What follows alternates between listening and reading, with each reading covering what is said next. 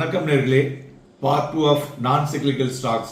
ஜென்ரலா non cyclical stocks நம்ம defensive stock அப்படின்னு சொல்லுவோம். So largely affected by the economic condition market prevailing the Indian மார்க்கெட்டுக்கு. But இந்த கம்பெனிஸ்லாம் ஸோ அந்த immune to the market fluctuations தாங்கக்கூடியதாக இருக்கும். பார்த்தீங்கன்னா ஃபுட் ப்ரொடியூசர்ஸ், ஃபார்மாசூட்டிக்கல் கம்பெனிஸ்லாம் எசென்ஷியல் டு எண்ட் யூசர் இல்லையா. ஸோ அதனால பர்ச்சேஸ் ஆஃப் சச் ப்ராடக்ட் இருக்கு பார்த்தீங்களா, இது பெருசாக அஃபெக்ட் ஆகாது. ஸோ இது மாதிரி ஒரு logical since people always need இதெல்லாம் ஃபுட்டு, மெடிசன், தென் இதெல்லாம் ரிகார்ட்லெஸ் ஆஃப் எக்கனாமிக் சுச்சுவேஷனுங்க. நான் சிக்லிக்கல் சைக்கிள்ஸில் repeatedly outperform the market economic growth. Then unlike cyclical stocks they don't crash ஆகாது. பட் ஒரு செவரல் ஏரியா ஆஃப் பிஸ்னஸ் பார்த்தீங்கன்னா இந்த category of நான் சிக்லிக்கல்ஸில் வரும். அதில் எதெல்லாம் பார்த்தீங்கன்னாக்கா டிஃபென்ஸு, இது ஆல்வேஸ் நீட் ஃபார் மிலிட்ரி இல்லையா.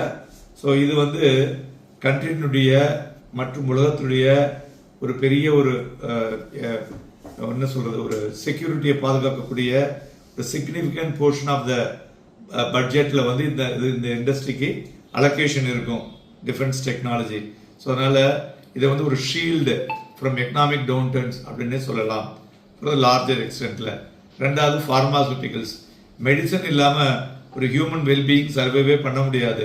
ஸோ அதனால் லார்ஜ் பயோடெக்னாலஜி கம்பெனிஸ் பார்த்தீங்கன்னா இந்த revenue growth during economic down டர்ன்ஸ்லையும் நல்லா இருக்கும். மூன்றாவது utilities, electricity, natural gas, clean water, sewerage services, இதெல்லாம் ஒரு பேசிக் கன்சியூமர் நீட்ஸ் இல்லையா. அதனால் இதெல்லாம் ஒரு டெவலப்ட் நேஷன்ஸில் எப்போதும் பெட்டராகவே இருந்துட்டு இருக்கும். அதுமாரி good road, then revenue growth ஸ்டேஸ் ரிலேட்டிவ்லி கன்சிஸ்டன்ஸ் இந்த செக்டாரில் இருக்கக்கூடும். Then non cyclical consumer goods, so more consumer goods fall into cyclical category. However ஒரு cleaning supplies, toothpaste, other consumer FMCG sector இருக்கு இல்லையா, this is comes under the இந்த இண்டஸ்ட்ரியில் வரும். இதுவுமே பார்த்தீங்கன்னாக்க ஒரு ரெவென்யூ க்ரோத்தும் பெட்டராக இருக்கும். எக்கனாமிக் கண்டிஷன் எப்படி இருந்தாலும் இதுலேயும் பெட்டராக இருக்கக்கூடும். நண்பர்களே, இதை நீங்கள் கிளியராக புரிஞ்சுட்டு அதுக்கு தகுந்த மாதிரி உங்களுடைய கோலை செட் பண்ணிங்கனாக்கா your portfolio will grow in a better manner. Happy and profitable day.